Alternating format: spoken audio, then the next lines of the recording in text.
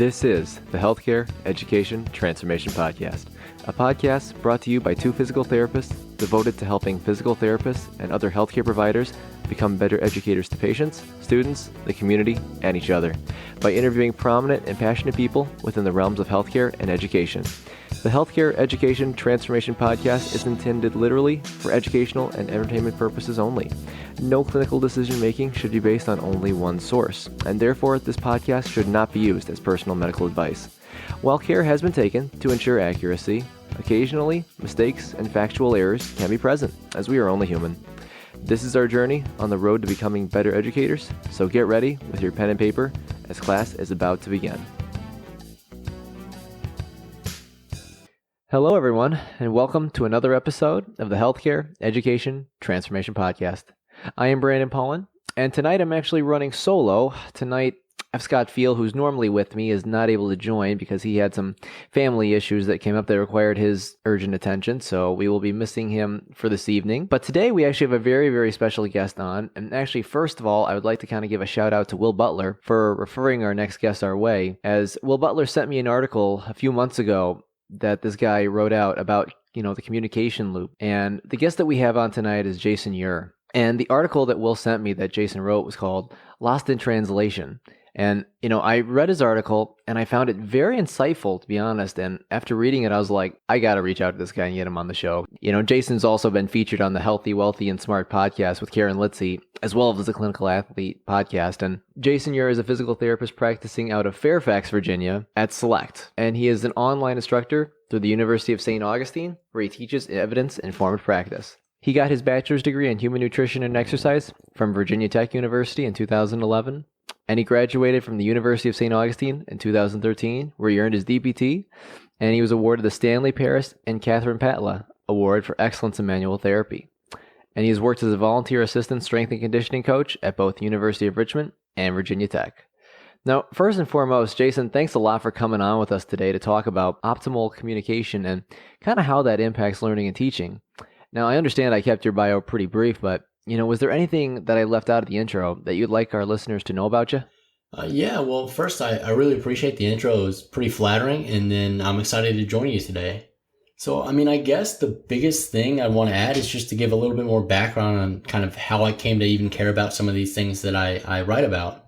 So as you mentioned, I did come from a background of performance training. So I worked in strength and conditioning at Virginia Tech and the University of Richmond. And the culture in that field is very much one of where you have this apprenticeship style of learning, where what you know, how you coach, how you program, it's all really anchored to basically the people directly around you. And it's not to say that there aren't really science-based coaches out there, and it's definitely growing, especially with people like Greg Nuckols and Brad Schoenfeld and Mike Israetel and even some of the guests you've had on the podcast before that I've heard that do a great job of science communication, where they'll take all this literature out there, kind of reformat it, put it in a package that's really digestible, and then provide it for coaches to use in a pragmatic way. And so that's definitely getting better. But for me, I know when I was coming along, I had a really toxic relationship with external evidence and science in general. So I wouldn't have used these words at the time, but I didn't think the studies being done were representative of the athletes I was coaching or the programs I was writing.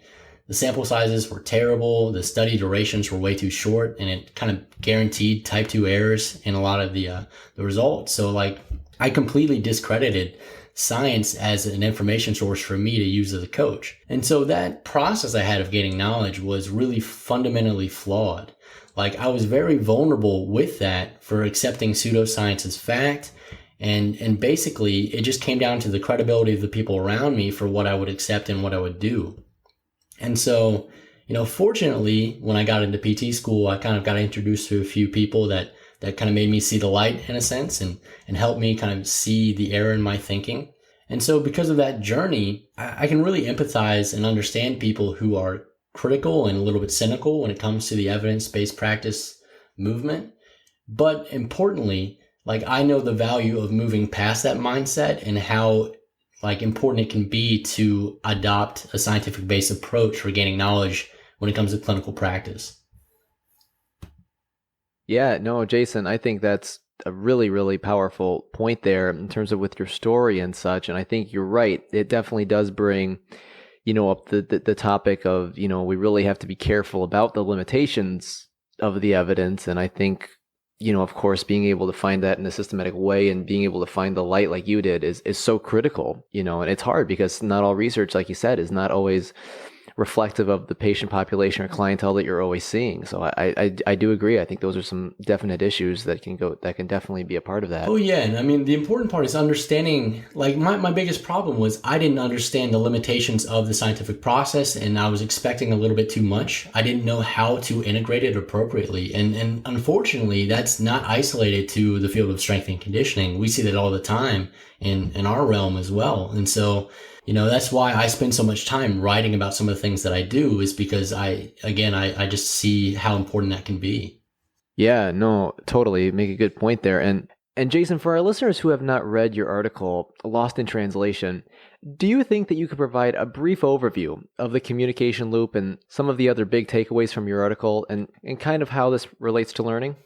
Sure. So the communication loop is basically just a visualization of the process that occurs when we're exchanging information with somebody. So I'll keep it really simple. I mean, their entire course is dedicated to communication theory, but so I'm obviously not going to go in depth on that level because I would do it a major disservice. But so if you imagine, so the person trying to send a message encodes a message and then is going to transmit it via some medium. And that's going to depend on how you're engaging with somebody. So if you're in person, it's going to be verbally. You're going to have body language impacting that. If you're talking online, which we typically do with a lot of people nowadays, it's going to be through some sort of text. And then that message gets received and that needs to be interpreted and decoded. And then a person provides some actual feedback to the initial sender via whatever medium you're going through. And so what really inspired me to write the article I did was that I would consistently see these really annoying trends where the message being delivered was not the same message that was perceived by the interpreter. So then whenever you have that breakdown, it immediately kind of derails the conversation. It'll kind of offshoot into some tangents. And then unfortunately, that ends up in a conversation that doesn't have any really constructive value. And you don't have to really search far to find examples of this, unfortunately. Like, log into Facebook and scroll down your feed. You'll find one instantly. Log into any of the professional groups. And you really don't have to go very far. Find one on any, sort of controversial topic. In the first one or two comments, somebody will misinterpret the message and then it'll get offshoot into some emotional tangent. Yeah, no, for sure. Unfortunately, that's the absolute truth. And it's crazy too how sometimes even so many simple steps that can be done to even clarify. Like if we're not sure, ask for clarification. Like don't assume anything. Like if you're not sure, ask what that means before you really formulate your response. Oh man, yeah, if only people would actually take the time to do that though, right? Those knee-jerk reactions are pretty powerful and people don't necessarily take a step back and take a breath before they engage, and that's always a problem. But in my article, I guess what I try to do is outline some of the common misperceptions that occur and explicitly kind of outline them. And so some of the big ones I hit on were dealing with personal self-worth and then basically the importance of the mentors and the colleagues of the professionals. And then the idea of cookbook medicine too. Some of my pet peeves that I just wanted to kind of outline so that we could move past those in conversations. Yeah, no, you make a good point there. And Jason, something that I've learned, unfortunately, through failure a lot is that it's not always necessarily always what you say, but it's how you say it and how you frame it. And, for our audience, what are some strategies for the speaker to minimize the risk of a listener generating an inaccurate perception or response to what was said?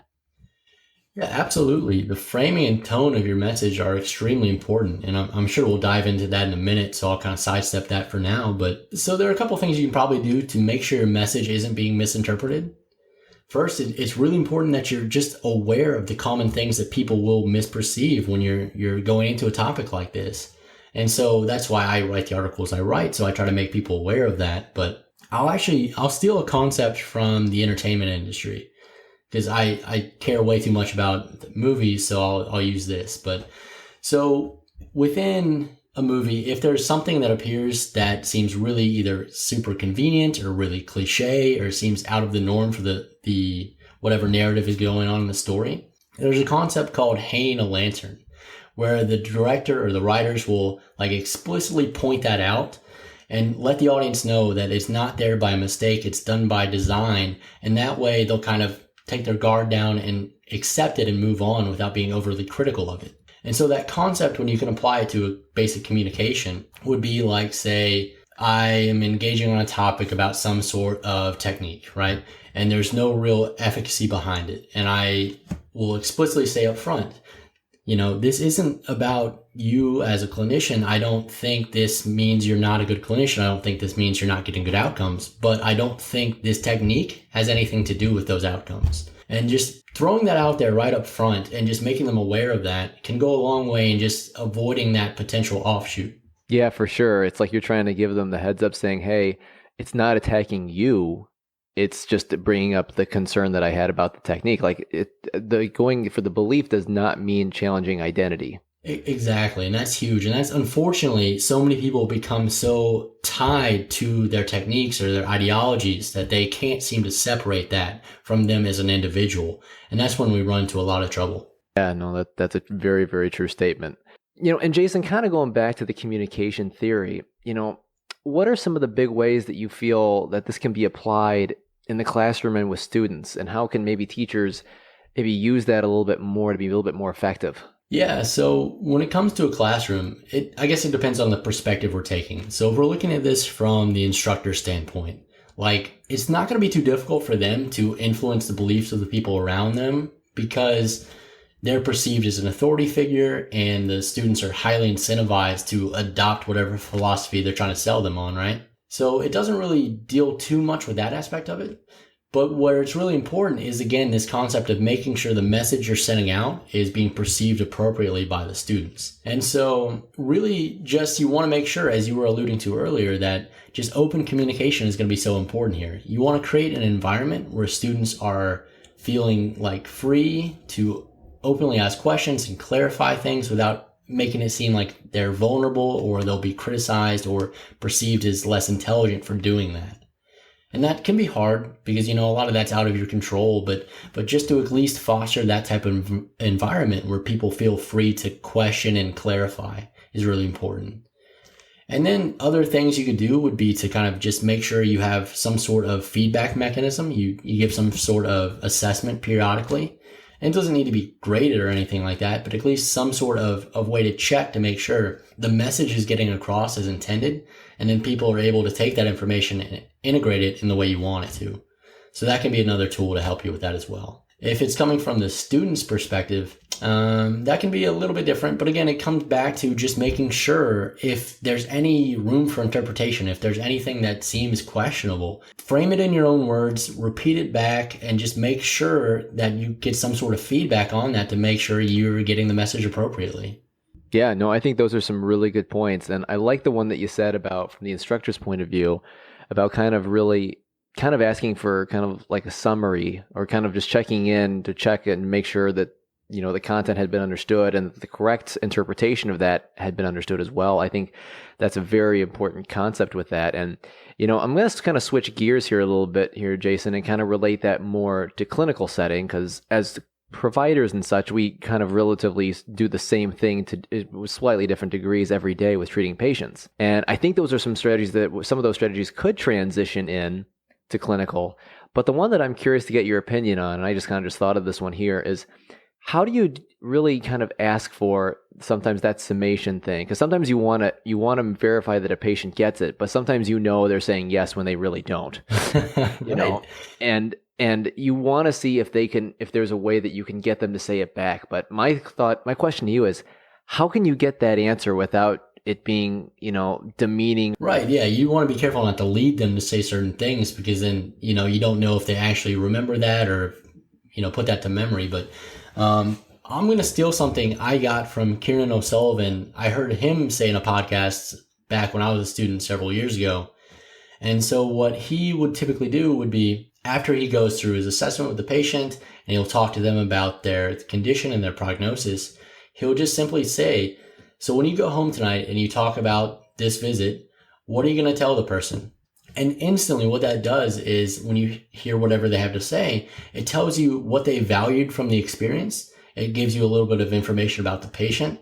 And then you get to immediately see if they kind of misperceived anything you went over. And it gives you an opportunity to kind of correct that right there.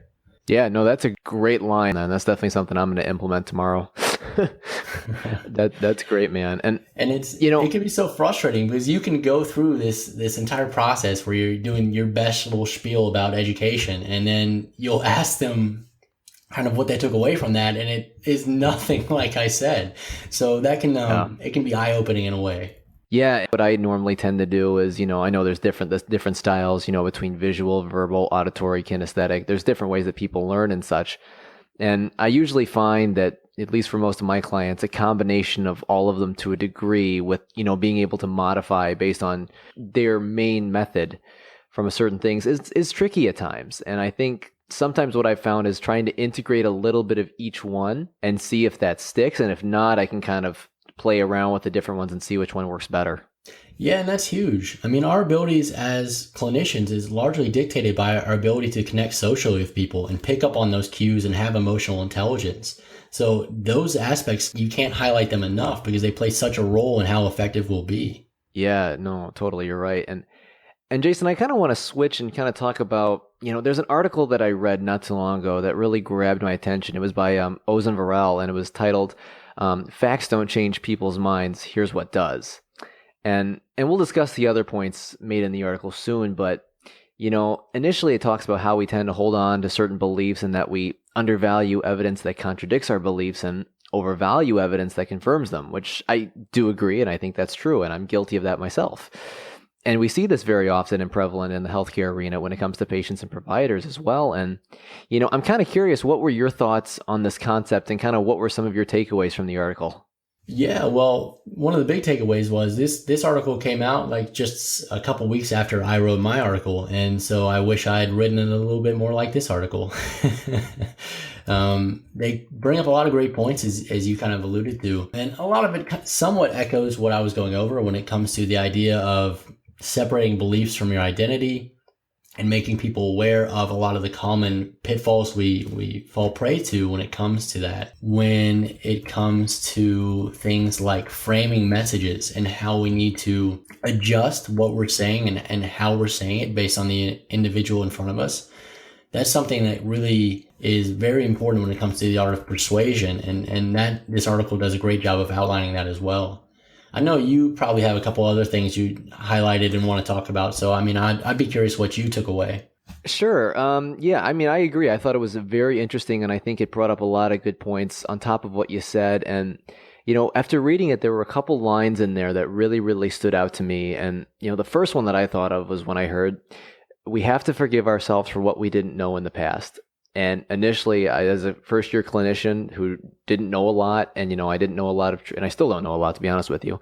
But compared to where I was before, I feel like I've learned a lot since then. And and the hard part is, from the failure that you've done before, and you're like, gosh, I wish I would have known this then, or I wish I would have done this that way then. And it's hard, and it can really take a toll if you dwell in that arena and really let it tear you down. But I've learned that we have to reflect, not dwell, and move on, and got to forgive ourselves for what we didn't know. So to me, that just immediately hit personal. I was like, that's absolutely spot on. Yeah, and that's huge. I mean, you have to be able to forgive yourself and understand you're doing the best you can with the available information that you have at the time. And times change, our information sources change. We know more, we can adopt different philosophies, but you just can't beat yourself up for stuff that the unknown unknowns in that equation. Yeah, no, totally. Well, a big one that he said was get out of your echo chamber. So basically what he was saying in there is that people with like minds and opinions tend to gravitate and interact with people that have similar mindsets and beliefs. Pretty common. But what he said in there is to get out of your echo chamber and be open to other ones. And he said this quote, strong beliefs loosely held. So that means that you're able to be open to change. It doesn't mean you're just going to automatically assume and accept everything that's told to you, but you're open enough to research more and have an open mind on certain things that perhaps challenge it. And he even said a question that needs to be asked is that you need to ask yourself to see if you are really ready for change is, what would it take for me to change my mind on whatever the topic is? And if the answer is nothing, then you are not ready for that change. Yeah, no, that's so important. Where I wrote about that a little bit previously in the past, and I use a very similar line. And it's something that is entirely important. We're so worried about what other people think, we don't take a lot of time to be introspective and make sure we're checking all of our boxes off. So I really like a Bayesian way of thinking in terms of probabilities. And inherent to that thought process is that you're never 100% sure of anything. Like, if you zoom out or zoom into a point, yeah, you can be pretty sure that certain concepts are held valid across time. But for the most part, there's always going to be some wiggle room, right? And as long as you're aware of that and you hold the belief that you could be wrong in some way, it's going to serve you very well. And when it comes to getting out of your echo chamber, what you were talking about there, I mean, I just want to reiterate how important that is. And it's not comfortable. It's not a pleasant experience all the time, but it's so valuable. Like looking at research from guys like Hugo Mercier has done a lot of work in this area. It's just shown how important that can be, because everyone assumes that if we're given a problem and we just kind of lock ourselves away, we give ourselves enough time and we spend enough effort on something, we can, logically go through a problem, come up with reasons, and eventually get to some sort of truth about the problem, right? But what research has really shown is that that's not the case at all. We're good at finding justifications for our intuitive beliefs, and oftentimes that's a far cry from what's an actual accurate representation of what's going on. And so we need people who have different perspectives to be able to challenge our biases and point out where we're maybe, over or underemphasizing something. And without that, if we're only, constantly trying to reason through things ourselves, or if we're dealing with people with our same perspective, we'll kind of just reinforce those same problems over and over again and become more confident in them without ever really checking ourselves or getting a different viewpoint. So it's so valuable to be able to take emotions out of the equation and just honestly engage with people who can give you a different mindset. Absolutely. And I think that's definitely a big thing for growth as well. I'm sure you've heard it before, maybe even used it. I know I have, of the expression of get comfortable being uncomfortable, right? And everybody always refers to that in terms of some, usually a financial situation or maybe work hours or work environment. But people never relate that to philosophically or cognitively. And we really need to get used to being uncomfortable, being challenged in that way as well. Because if we don't engage and we don't, have that appropriate level of stress behind us, there's no motivation for change or to get better. Yeah, no, that's absolutely true. I couldn't agree more. So Jason, ideally, we as educators, whether it be to a student or a patient, we hope that that learner is able to intrinsically reflect and realize the areas where they need further development, but let's say, for example, that a learner is completely unaware of something that they need to improve on, and we're asking what their opinions are and to see what their self-reflection process is. And it's perhaps not accurate or in line kind of what we're thinking. And the instructor has tried, indirect cueing various ways and trying to get them to ask what's been going on to see if they can figure it out. But now they're realizing that they need to try something more direct. Realizing, of course, that this varies based on the issue, and this, I realize this is not going to be a one answer fits all, but what do you feel are some of the best ways to directly address something like this with a student or a patient to avoid, crushing their confidence and actually help them see your point of view? Yeah, so that can definitely be difficult, and it depends on the situation, as you said. But when you look at some of the data on the best ways to facilitate long-term changes in beliefs or behaviors, and kind of the best way to go about that is to create an environment that allows the learner to realize their own mistakes. So you want to put them in a situation where they're able to realize that their intuitions or their prior beliefs are incomplete or inaccurate. That's easy to say. It can be hard to do. And if they're really not getting it, what you can always try to do is create some sort of analogous situation where maybe the problem is exaggerated a little bit, or maybe it's a little bit more relatable for the person. And then they can see it a little bit easier. And then in a stepwise fashion, kind of build them back to the initial problem. But say there are too many unknowns, say the student really just doesn't see it.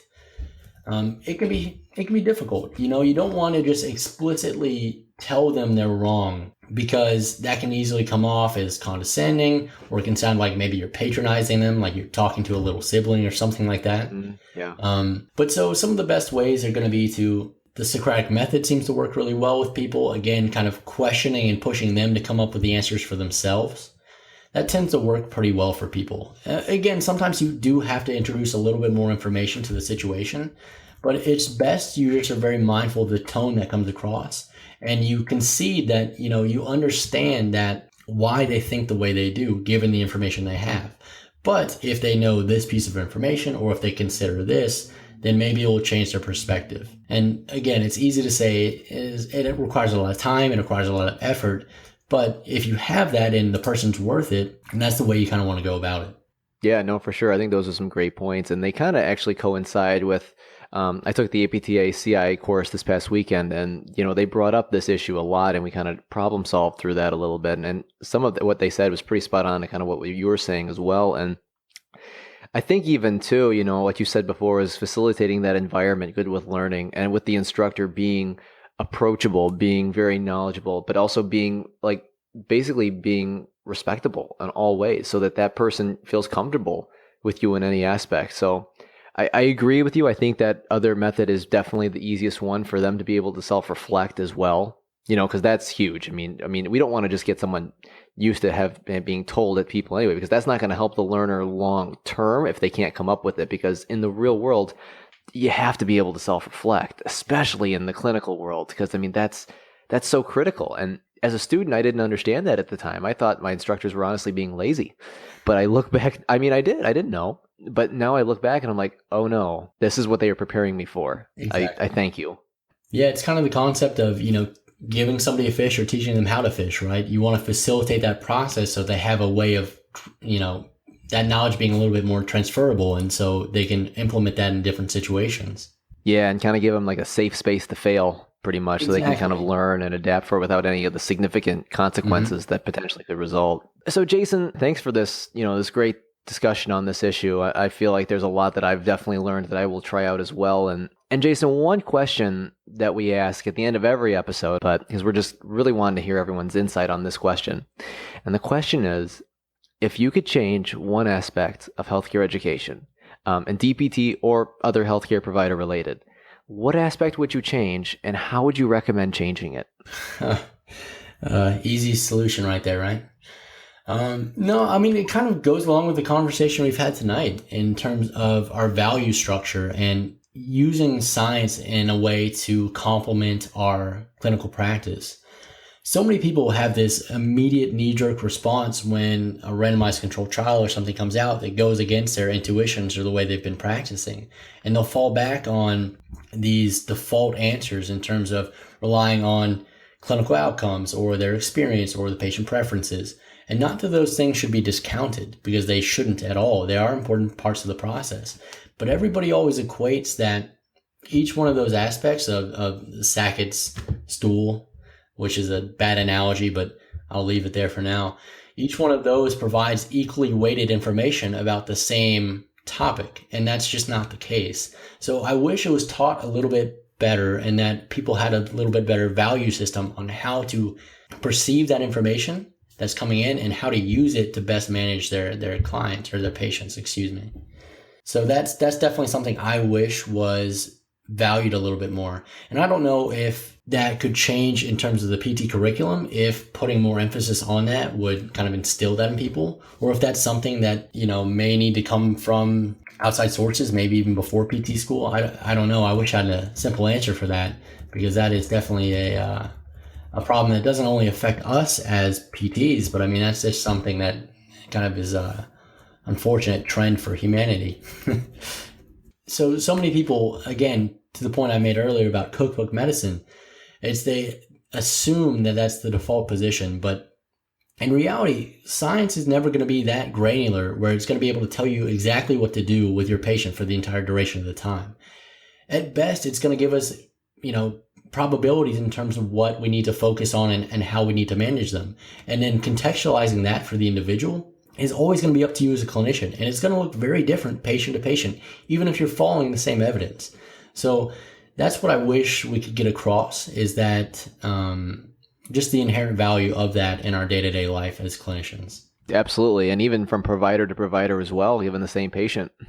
Exactly, yeah. Well, Jason, man, thanks so much for coming on with everything. I mean, it was really great to hear. And I'll also give him a shout out for those interested. Jason will be giving a free webinar Thursday, October 19th from 7 to 8 p.m. Eastern Time on tendinopathy management. And the link for this will be provided in our show notes for those to access. And, and Jason, do you think that you could tell our listeners where they can find you online and social media? Sure. I'm pretty active on Twitter and Facebook. Twitter's mostly me more professionally. I'll share a bunch of links and papers that I like to read. And Facebook, not as much professionally, but I'll definitely engage with anyone willing to talk to me. So I don't put out a lot of unsolicited advice. I don't typically, if you have a thread up on something, I probably won't comment on it. But if you tag me, or if you're willing to get my opinion on something or want to get more perspective, I'll never turn that down. Awesome, man. Thanks so much for coming on, and best of luck with the upcoming webinar, man. I appreciate it. Thanks. Thank you for attending class today, and we hope that you learned something and gained value from the content. If you'd like to schedule office hours with us, feel free to add us on Twitter at HET Podcast, on Instagram, HET Podcast, on Facebook, the Healthcare Education Transformation Podcast, and the homepage, healthcareeducationtransformationpodcast.com. And for those of you following along in the syllabus, extra credit can be obtained by liking us, sharing us, and leaving a review. Let's continue our journey up Mount Educational Success as lifelong learners.